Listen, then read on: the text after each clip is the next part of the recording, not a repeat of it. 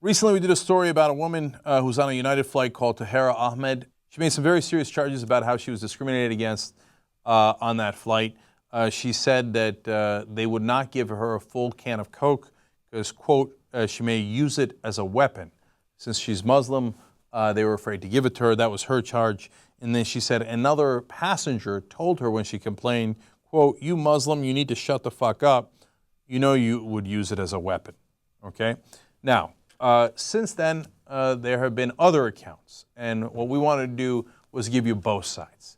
So there was an interesting blog from Bobby Laurie who writes about, I should say, airlines. And he went and did a little bit of research into this.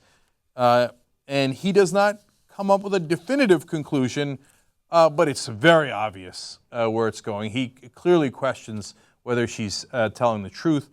One of the main pieces of evidence is from an online community of frequent flyers. It's flyertalk.com. Someone wrote in there, their identity at least can be more easily verified. Now, the person writing this is not Bobby Laurie, but Bobby Laurie wrote about this person on his blog. This part is Bobby Laurie. Before we get to the blog, he went and asked around about this. He said, speaking with flight attendants from Shuttle America, there are only 4 cans of Coke Zero per beverage cart on flight in question. Apparently, she specifically wanted a Coke Zero. So the flight attendant may not have been able to give Ahmed a full unopened can because one didn't exist that the flight attendant had already used her supply. Now that sounds like a far more rational explanation for what might have happened. Now, on the other hand, could it have been a person who's virulently against Muslims on a flight?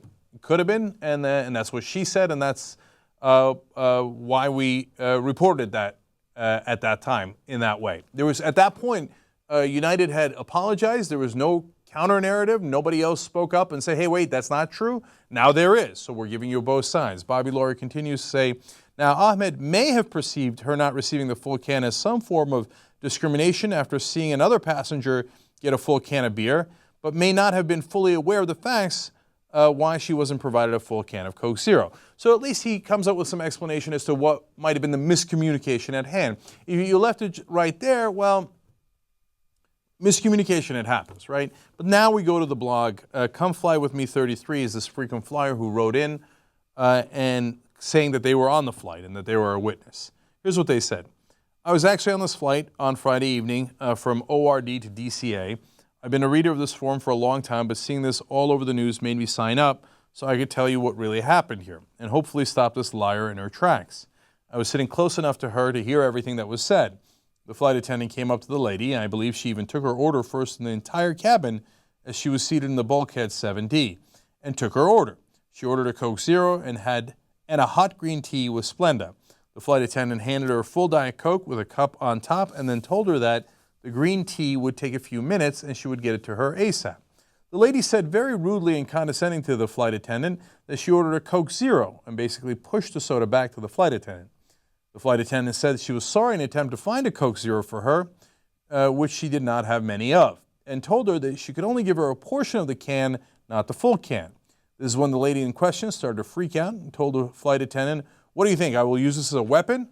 Why can't I have the whole can? I think you're discriminating against me. I need your name." The lady just kept yelling to her, "I need your name. I'm being discriminated against." This is when a few passengers told her to calm down, and one guy told her to shut her mouth, and she's being ridiculous over a can of Coke. Obviously very different from her account. No one ever said anything anti-Muslim to her at all. She was the one who started screaming discrimination when she did not get what she wanted. The flight attendant asked her numerous times if she would like anything else when the lady just basically pushed her away with a hand in her face. The lady then got onto her phone with her credit card and paid for the internet so she could start spinning this story on social media, and she was never in tears. This person is a liar, plain and simple, and is just pulling the discrimination card. Now, I wasn't on that flight. I don't know whose story is right. Now, they didn't do interviews on television. They certainly were not in an open court. So they have wildly conflicting stories of what happened. Since we weren't on the flight, it's not possible to know definitively. But what sounds more plausible? I'm not going to give you a can of Coke because you might use it as a weapon, something that Bobby Laurie points out he has never heard on any flight. I have not heard on any flight. The reason I was enraged when we only had one side of the story in this case and United seemed to have admitted that it was a mistake, thereby backing up that side of the story, that's such an outrageous thing to say. Who would use a can as a weapon? And why would you say that of a Muslim woman, especially when the Muslim woman claimed that they did it because she was Muslim, and you would give the cans to other people? That's why it seemed outrageous. But if you look at both sides of the story now that has just come out, well, then you look and you go, well, okay, well, there is that explanation, that it wasn't about her being Muslim. It's just that they didn't have a lot of Coke Zero. That's pretty plausible. And we're going to have this evidence as it is. And I just wanted to make sure you knew both sides of it. So there are other people saying, no, it wasn't discrimination. In fact, she's the one that spun the story and also had the situation spin out of control. It is what it is, and we're all left with this because United is not going to pursue it any further. I don't know if Tahera Ahmad is going to pursue it any further, if she can prove her case in any other way, if she has any other witnesses. But it's important for the audience to know the whole story. That's why I brought the issue back up.